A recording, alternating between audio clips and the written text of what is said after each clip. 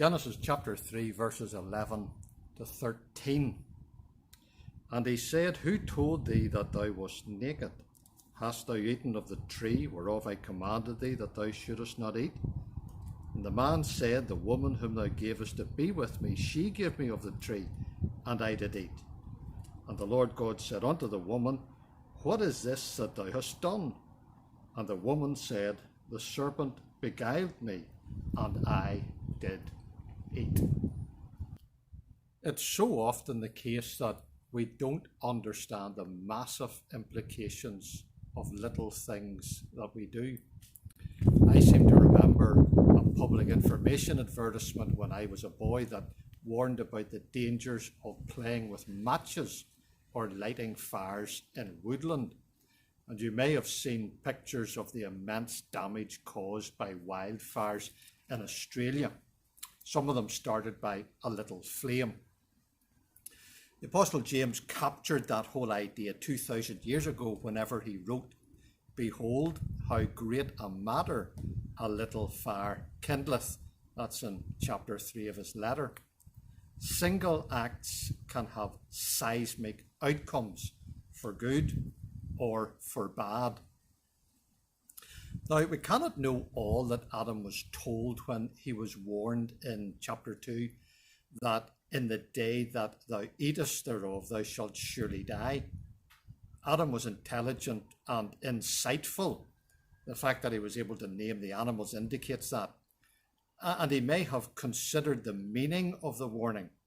However, because he and his wife had no experience of evil, they would not have understood its baneful consequences or the full import of them. Hence, the importance that they trusted in their God. When the Lord appeared to Job out of the whirlwind in Job chapter 38, we thought a little bit about that yesterday.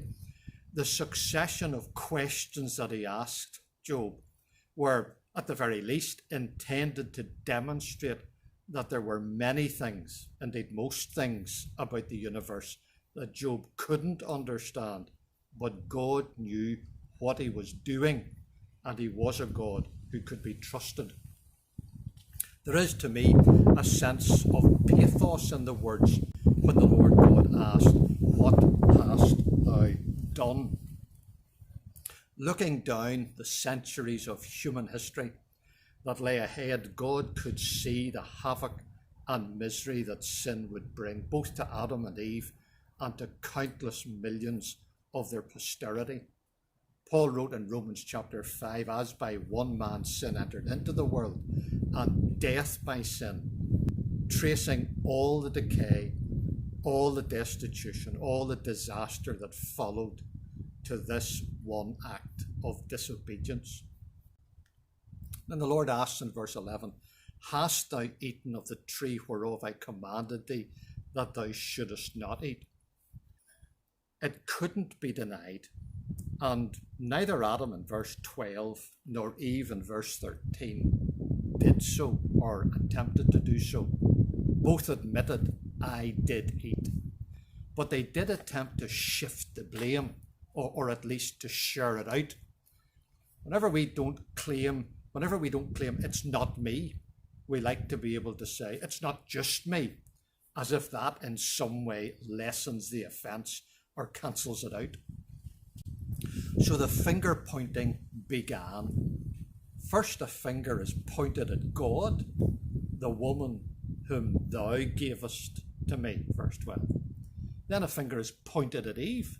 She gave me of the tree. And then she points a finger at the serpent. The serpent beguiled me in verse 13. When faced with our own sin and guilt, we can so easily deny it or downgrade it or debate it or even dismiss it. But what we need to do is declare it, as David did in Psalm 51. Against thee only have I sinned and done this evil in thy sight, is what he confessed. How will God respond to these recriminations? Well, we'll just think about that tomorrow.